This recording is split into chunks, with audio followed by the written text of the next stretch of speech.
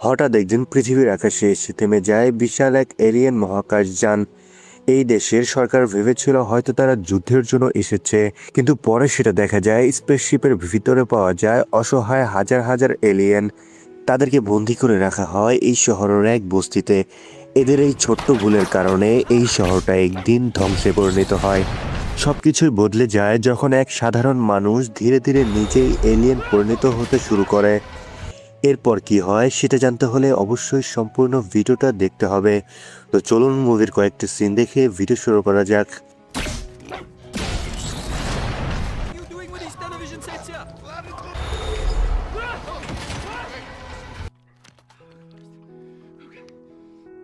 Movie শুরুতে আমরা দেখতে পারি দক্ষিণ আফ্রিকার এক শহরের মধ্যে একটা এলিয়েন স্পেসশিপকে দেখা যায়। বেশ কয়েক মাস ধরেই এই স্পেসশিপটা এখানে দাঁড়িয়ে রয়েছে, একদমই নড়াচড়া করছে না এবং ভিতরে কে আছে এটাও দেখা যাচ্ছে না। পুরো শহরের মানুষের মধ্যে আতঙ্ক ছড়িয়ে পড়ে এবং নানান রকম কথাবার্তা চলতে থাকে। এক পর্যায়ে দেখা যায় এই দেশের সরকার সিদ্ধান্ত নেয় স্পেসশিপের ভিতরে ঢুকে দেখতে হবে যে ওইখানে কে রয়েছে। এই জন্য অনেকগুলো বাহিনীকে পাঠানো হয়। আর আমরা দেখতে পারি তারা সেই স্পেসশিপটাকে কেটে তারা ভিতরে প্রবেশ করে। তারা সেখানে ভিতরে প্রবেশ করে তারা দেখতে পায় ভয়ঙ্কর আকারের কিছু এলিয়েন। তারা খুব অসুস্থ এবং দুর্বল হয়েছিল। এই বিষয়টা নিয়ে পুরো দেশের মধ্যে আলোচনা শুরু হয়।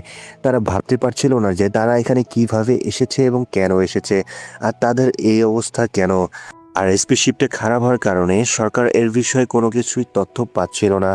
এরপর সরকার অনেক ভেবেচিন্তে সিদ্ধান্ত নেয় এলিয়েনদেরকে সাহায্য করতে হবে, আর তা না হলে তাদের রাজনৈতিকের মধ্যে অনেক ঝামেলা হতে পারে। তাদেরকে মেরে ফেলাটাও অন্যায়, আর তাদেরকে বাঁচিয়ে রাখাটাও তাদের জন্য বিপজ্জনক। এই জন্য সরকার তাদের জন্য একটা বস্তি তৈরি করে দেয়। এরপর দেখা যায় সেই এলিয়েনগুলো ওই বস্তিতেই বসবাস করতে থাকে। এরপর থেকে এলিয়েনদের মধ্যে অনেক ঝামেলার সৃষ্টি হতো। তারা যেহেতু মানুষ নয়, এই জন্য তারা উল্টাপাল্টা কাজ করতে থাকতো। এক পর্যায়ে তারা সন্ত্রাসীগিরিও করতো, আর তাদেরকে ব্যবহার করতো অনেক সন্ত্রাসীরা। এরপর থেকে এলিয়েনদের এই কর্মকাণ্ড শহরের মানুষরা আর পছন্দ করতো না। তাদের মধ্যে এলিয়েন এবং মানুষদের মধ্যে একটা ঝামেলা লেগে যায়। এক পর্যায়ে সরকার সিদ্ধান্ত নিতে বাধ্য হয় তাদেরকে এই শহর থেকে সরিয়ে অন্য একটি নির্জন শহরে রেখে আসে। আর তাদেরকে হ্যান্ডেল করার জন্য MNU নামে এক কোম্পানিকে দায়িত্ব দেওয়া হয়। এরপর থেকে নতুন জায়গার মধ্যেও এলিয়েনদের কর্মকাণ্ড দেখতে পারি। তারা যখন এসেছিল তাদের সঙ্গে অদ্ভুত কিছু শক্তিশালী অস্ত্রশস্ত্র নিয়ে এসেছিল, এবং তারা এগুলো মানুষের সাথে বেচাকেনাও করত। আর দেখা যায় MNU নামে সেই কোম্পানিটি তাদের মেন লক্ষ্য ছিল এলিয়েনদেরকে মেরে তাদের সেই অস্ত্রগুলো নিয়ে নেবে। কিন্তু এখানে একটা বিষয় হচ্ছে, এলিয়েনরা ছাড়া সেই অস্ত্রগুলো আর কেউ চালাতে পারে না। এই জন্য MNU কোম্পানি তারা সিদ্ধান্ত নেয় এলিয়েনদেরকে মেরে তার ডিএনএ এবং মানুষের ডিএনএ মিলিয়ে এমন কিছু প্রাণী তৈরি করবে যেগুলো দিয়ে সেই অস্ত্রগুলো চালানো যাবে, এবং তারা একটা যুদ্ধ বাহিনীর টিম বানাবে। এরপর এলিয়েনদের মাঝে আমরা দেখতে পারি কিছু এলিয়েন সন্ত্রাসীদের হয়ে কাজ করত, আর কিছু এলিয়েন শ্রমিক হয়ে কাজ করত। আবার কিছু এলিয়েন তারা কোনো কিছু নিয়ে এক্সপেরিমেন্ট করত। আমরা বেশ কিছু এলিয়েনকে দেখি তারা ময়লার মধ্যে কোনো কিছু একটা যন্ত্র খুঁজছে, এবং সেখানে সেই যন্ত্রটা পেয়ে আমরা দেখি একটা ঘরের মধ্যে ল্যাব বানিয়ে তারা সেখানে এক্সপেরিমেন্ট করছে। তারপর 20 বছর পরে দেখা যায় সে এলিয়েনগুলো একটা মেডিসিন তৈরি করেছিল, এবং তারা সেখানে ঘরের মধ্যে লুকিয়ে রাখে সেগুলো।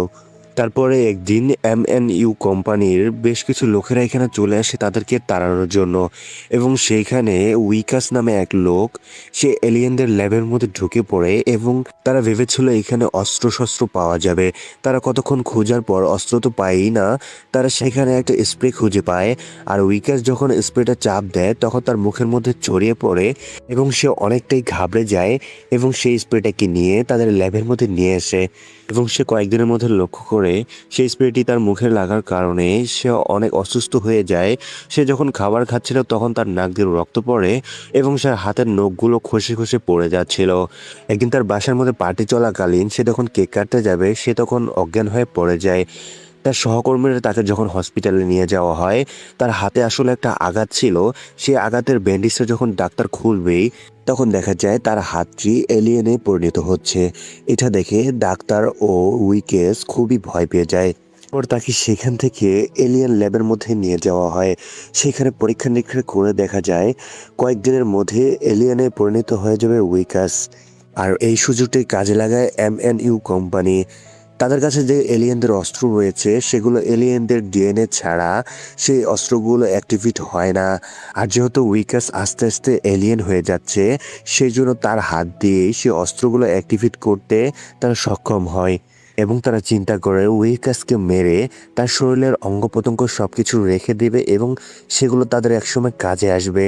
তারপর উইকাসকে যখন বেঁধে রেখে তার বুক ফাড়া হবে, ঠিক তখনই উইকাস বাঁধন ছেড়ে সবাইকে এক এক করে মারতে থাকে। এরপর সেখানে সবাইকে মেরে সে ওইখান থেকে পালিয়ে যায়। এরপর তাকে খোঁজার জন্য MNU ফোর্স তার পিছু করতে থাকে। আর আমরা উইকাসকে দেখি সে ক্ষুধার যন্ত্রণায় ছটপট করতেছিল। রাস্তার মধ্যে সে যেটাই পাচ্ছিল সেটাই খেয়ে ফেলছিল। আর এক পর্যায়ে সে তার ওয়াইফের সাথে যোগাযোগ করতে চেষ্টা করলে তার ওয়াইফকে ফোনে পাচ্ছেও না। এবং সে আরও কয়েকজনের সাথে যোগাযোগ করতে চেষ্টা করলে তাদের সাথে যোগাযোগ করতে ব্যর্থ হয়। আসলে এতদিনে নিউজের মধ্যে ছড়িয়ে পড়েছিল যে উইকাস একটা এলিয়েনের সাথে যৌন সম্পর্ক করে সেও এলিয়েন হয়ে যাচ্ছে। এই জন্য তার এই আজ করুণ পরিণতি।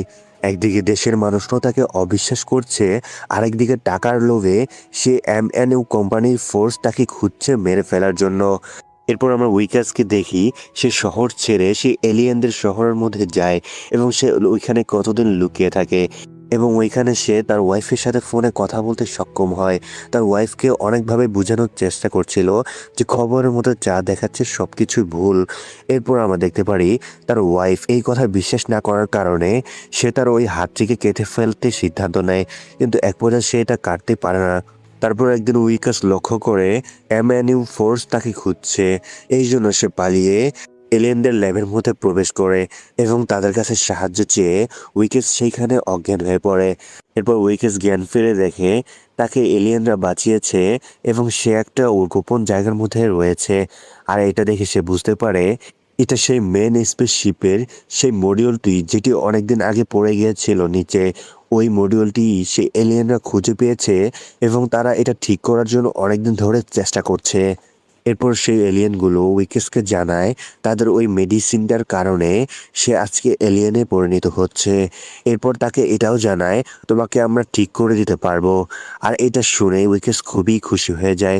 তুমি যেটা বলবে আমি সেটাই করব, তুমি শুধু আমাকে ঠিক করে দাও। আর সে এলিয়েনরা বলে তোমাকে ঠিক করার জন্য মেন স্পেসশিপের মধ্যে যেতে হবে, কিন্তু মেন স্পেসশিপে যাওয়ার জন্য আমাদেরকে এই মডিউলটি ঠিক করতে হবে। আর এটা ঠিক করার জন্য আমরা জ্বালানি একটা স্প্রে তৈরি করেছিলাম, আর সেই স্প্রেটা তুমি তোমাদের ল্যাবের মধ্যে নিয়ে গিয়েছো। এখন যদি এটা ঠিক করতে হয় তাহলে ওই স্প্রেটা তোমাকে আনতে হবে। কিন্তু এই স্প্রেটা MNUর ভিতর থেকে উইকাসের পক্ষে কোনোভাবেই সম্ভব না। তারপর আমরা দেখি উইকাসকে তার ওয়াইফ কল করে সব ভুল বুঝাবুঝি দূর করে এবং উইকাস তাকে জানায় সে তাকে স্বাভাবিকভাবেই ফিরে পাবে। এরপর উইকাস সে এলিয়েনদেরকে বলে আমাদেরকে বাঁচতে হলে ওই স্প্রেটাকে কোনোভাবে হলেও সে MNUর ভিতর থেকে আনতে হবে। আর এটা আনার জন্য তোমাদের শক্তিশালী অস্ত্র কিছু ব্যবহার করতে হবে। এরপর উইকেস এবং একটা এলিয়েন তাদের কিছু অস্ত্র নিয়ে সে MNU এর ভিতরে প্রবেশ করে এবং সেখানকার গার্ডদেরকে নিহত করতে থাকে। এক পর্যায়ে তারা সেখান থেকে কোনোভাবেই তাদের স্প্রেটাকে নিয়ে তারা সেখান থেকে পালিয়ে যায়। এরপর ঘরে এসে উইকেস ক্রিস্টোফার এলিয়েনকে বলে তাকে ঠিক করতে কত সময় লাগবে। ক্রিস্টোফার বলে আগে আমাকে মডিউলটি চালু করে আমাকে আগে স্পেসশিপে যেতে হবে এবং সমস্ত এলিয়েনদেরকে বাঁচাতে হবে, না হলে MNU আমাদেরকে ধ্বংস করে ফেলবে। আর তোমাকে বাঁচাতে হলে অনেক অভিজ্ঞ এলিয়েনদের লাগবে। তারা এখন বর্তমানে আমাদের গ্রহে রয়েছে, আর আমাকে গ্রহে যেতে এবং ফিরে আসতে 3 বছর সময় লাগবে। এটা শুনে উইকেস খুবই রাগান্বিত হয়ে যায় এবং সে অনেক রাগ হয়ে সে এলিয়েনটিকে মাথায় আঘাত করে তাকে সেন্সলেস করে ফেলে এবং সে ওইখান থেকে ওই মডিউলটিকে চালু করে সে একাই তাদের স্পেসশিপের মধ্যে যেতে রওনা করে। আর ঠিক তখনই MNU ফোর্স এখানে চলে আসে এবং উইকেটসের সেই মডিউলের মধ্যে আক্রমণ করে বসে এক পর্যায়ে সেই মডিউলটা সেখানে ক্র্যাশ করে। আর ওইখান থেকে উইকেটসকে বের করে নিয়ে আসে তাকে আর ক্রিস্টোফার এলিয়েনকে ধরে নিয়ে যাওয়া হয়। ঠিক তখনই ওইখানে চলে আসে নাইজেরিয়ান গ্যাং। তারা MNU ফোর্সকে আহত করে উইকেটসকে সেইখান থেকে আটক করে নিয়ে যায় এবং উইকেটসের সেই হাতটা কেটে ফেলার সিদ্ধান্ত নেয়। কারণ তারাও জানতো উইকার্সের এই হাতটা দিয়ে অনেক কিছুই করা যাবে। ঠিক তখনই আমরা এদিকে দেখতে পারি মডিউলের ভিতরে থাকা একটা বাচ্চা এলিয়েন, সে একটা রিমোটের কন্ট্রোলের মাধ্যমে তাদের একটা রোবটকে কন্ট্রোল করে ফেলে। সেই রোবটটি নাইজেরিয়ান গ্যাংদের মেরে উইকার্সকে বাঁচিয়ে নেয়, আর উইকার্স সেই রোবটের ভিতরে ঢুকে সেও রোবটটিকে কন্ট্রোল করছিল। আর উইকার্স ঘর থেকে বের হয়ে দেখতে পায় অ্যাভিনিউ ফোর্স ক্রিস্টোফারকে মারার জন্য রেডি হয়ে আছে। এটা দেখে উইকার্স সবাইকে আহত করে ক্রিস্টোফারকে সেখান থেকে বাঁচিয়ে নেয় এবং ক্রিস্টোফারকে উইকার্স জানায় তুমি তাড়াতাড়ি করে মেন স্পেসশিপে চলে যাও। আর ক্রিস্টোফার উইকার্সকে নিয়ে যেতে চেলে উইকার্স বলে তুমি চলে যাও, আমি অ্যাভিনিউ ফোর্সদেরকে দেখছি, আর তুমি তাড়াতাড়ি করে ফিরে এসে আমাকে বাঁচিয়ে নিও। আর ক্রিস্টোফার তাকে কথা দেয় যেভাবে হোক আমি ফিরে এসে তোমাকে ঠিক করে ফেলবো। এরপর ক্রিস্টোফার সেখান থেকে তাড়াতাড়ি করে স্পেসশিপে করে সে চলে যায়। আর এইদিকে উইকার্সের সাথে অ্যাভিনিউয়ের লড়াই চলতে থাকে। এক পর্যায়ে দেখা যায় উইকার্সের সেই রোবটটি একদমই ধ্বংস হয়ে যায় এবং উইকার্সকে যখন একটা সেনা মারতে যাবে ঠিক তখনই বেশ কিছু এলিয়েন চলে আসে এবং সেই লোকটিকে মেরে ফেলে। এভাবে কয়েক বছর চলে যাওয়ার পর আমরা দেখি উইকার্স একদমই পুরোপুরি এলিয়েন হয়ে গেছে, আর এখনও সে অপেক্ষায় রয়েছে ক্রিস্টোফার ফিরে আসবে এবং তাকে আগের মতো মানুষ বানিয়ে দেবে। আর এদিকে তার ওয়াইফও তার জন্য এখনও অপেক্ষা করছে। আর এই মুভিটি এখানেই সমাপ্ত হয়ে যায়। তো আমি আমার ভিডিও এখানেই শেষ করছি। এই মুভির যদি সেকেন্ড পার্ট আসে তাহলে অবশ্যই আমি এক্সপেনশন করব।